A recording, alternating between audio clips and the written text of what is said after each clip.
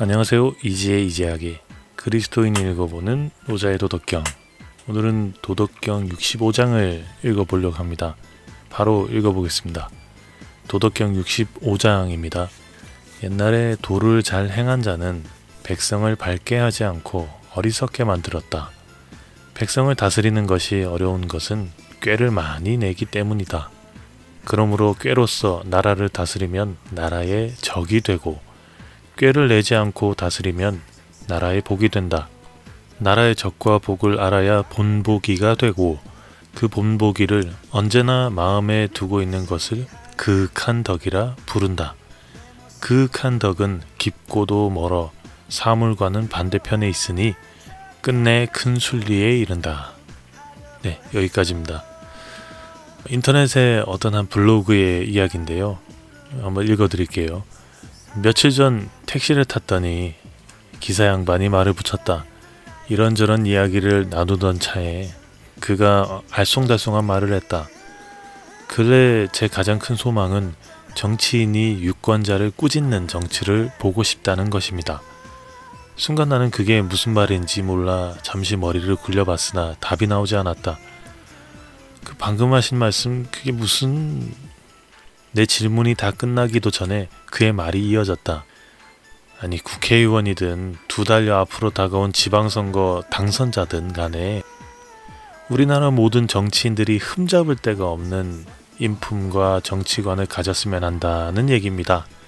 간혹 엉뚱한 짓을 한 정치인이 법의 심판을 받게 됐을 때 국민들이 정치권을 지탄하고 나서면 그런 악덕 정치인을 뽑은 사람이 누구냐, 그런 사람에게 투표한 당신들 잘못이지 왜 우리 정치권을 싸잡아서 욕하느냐, 우리는 욕먹을 이유가 없다, 우린 하늘을 우러러 부끄러움 한 점 없이 당당하다, 돌을 던지고 싶다면 그런 사람을 뽑아준 그 지역구 유권자들에게 던져라 라고 일갈하는 정치인들이 보고 싶다, 그런 말입니다. 그의 생각이 하도 기발해서 나도 모르게 무릎을 탁 쳤다.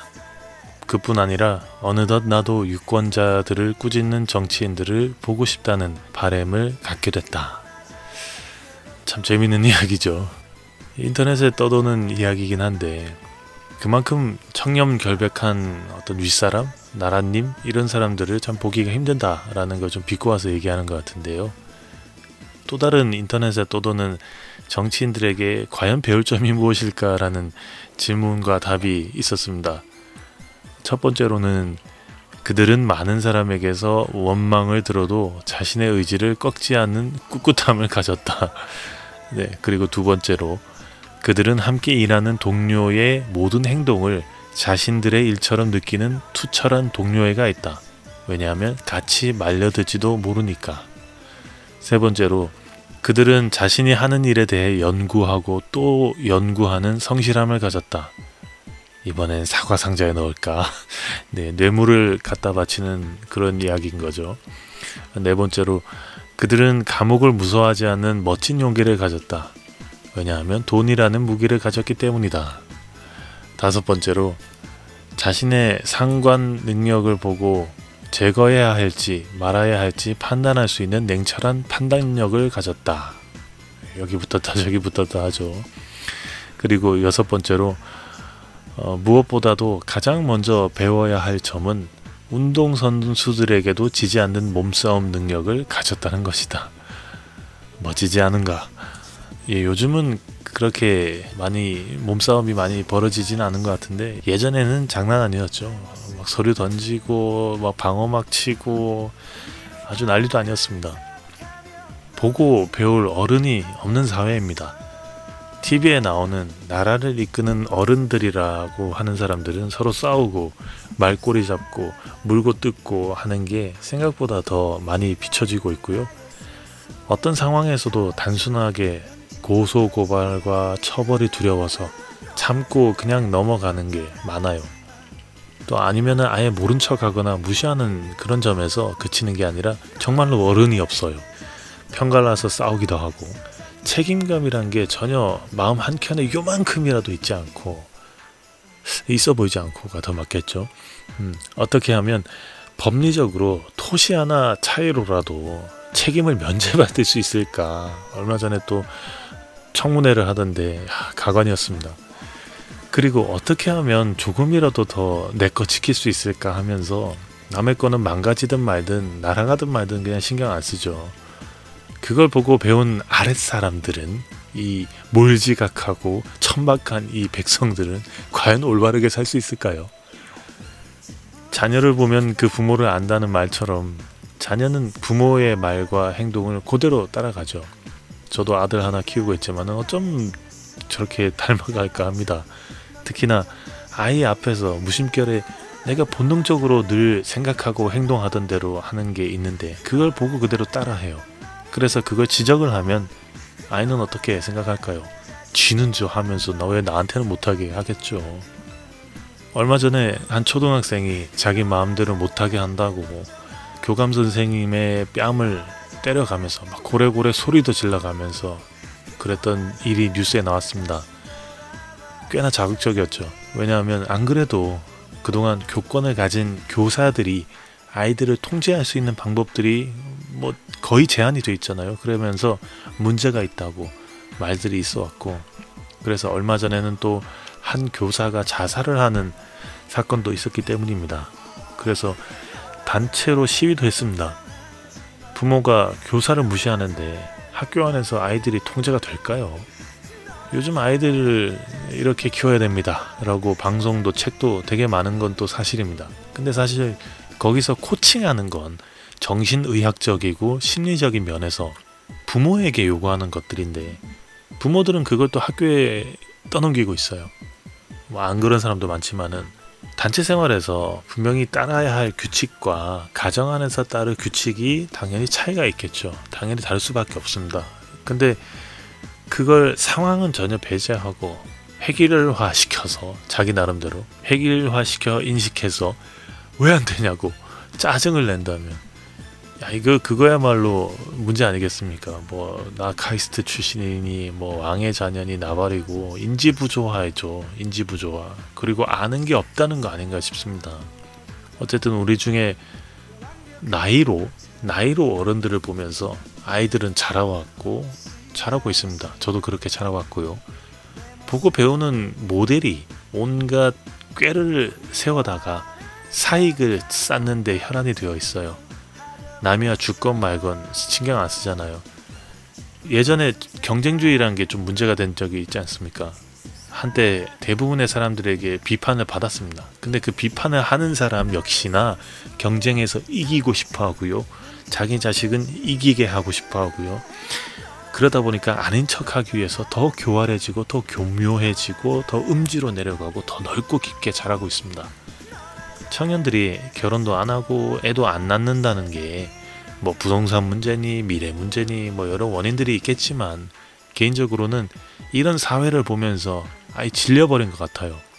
이런 사회 속에서 미래에 있을 내 자식을 키우고 싶지 않다.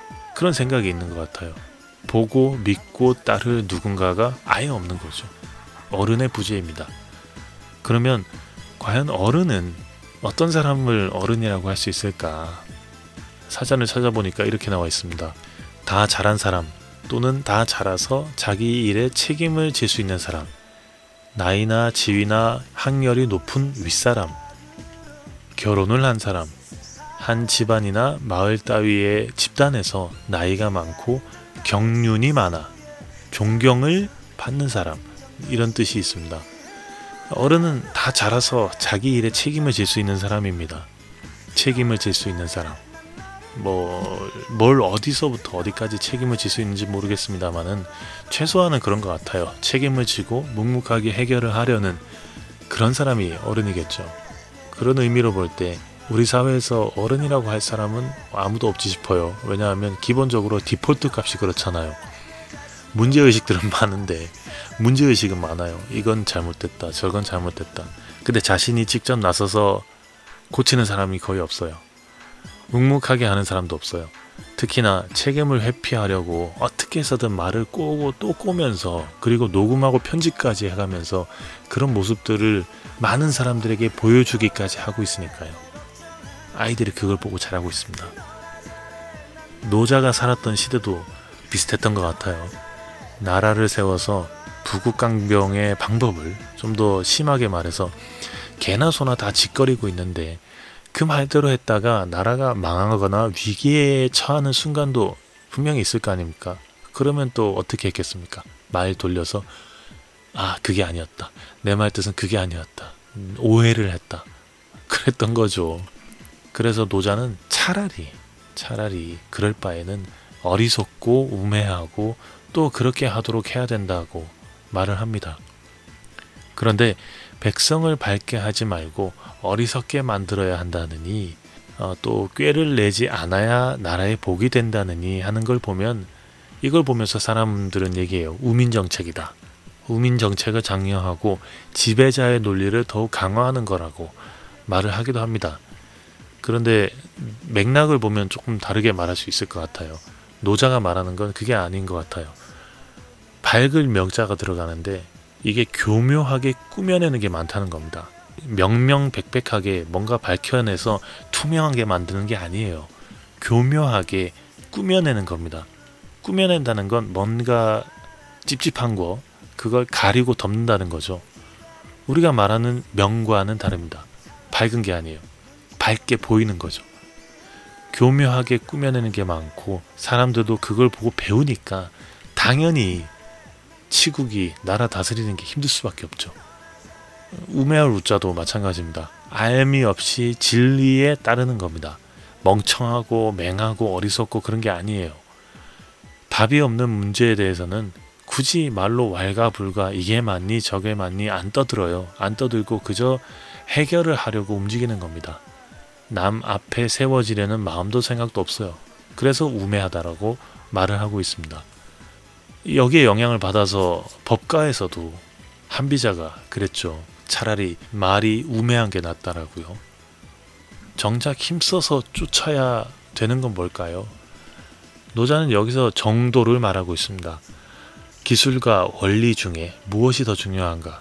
둘 다 중요하겠지만 원리만 있어도 문제고 기술만 있어도 문제죠. 그런데 요즘은 기술적인 면들만 계속 강조를 하다 보니까 아마도 사람들 사이에서 그냥 영혼 없이 그냥 기계적으로 수치적으로 정확무오하게 하려고 하지만 이게 사람이라는 게 또 관계라는 게 그게 됩니까? 정확하게 안 되잖아요. 그리고 윗물이 맑아야 아랫물이 맑죠. 백성은 왕과 나라 관리들을 보고 배우죠. 아이들은 부모를 배우고 선생을 보고 배웁니다. 우리 사회 어른과 선생이 조금 더 많아졌으면 좋겠다. 그런 생각이 듭니다.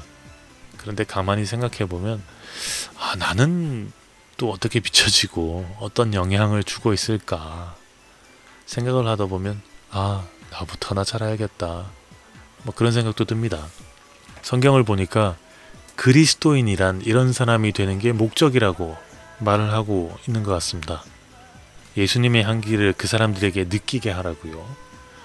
고린도후서 2장 14절에서 17절을 보니까 이렇게 나와 있습니다.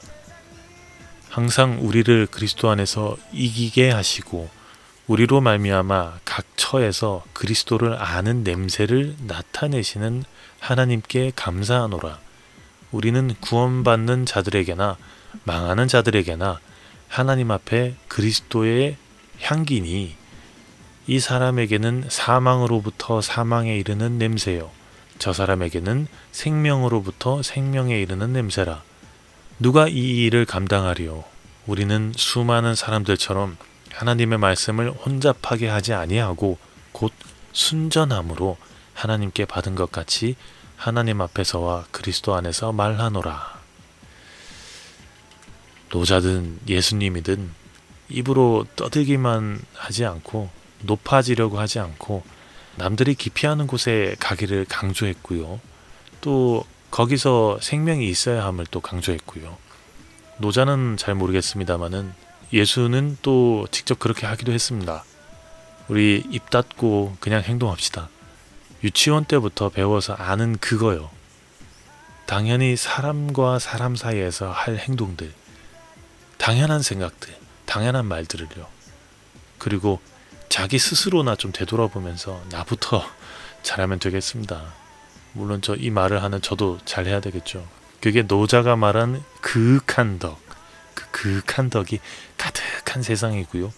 예수가 제자들에게 심어준 하나님의 나라입니다.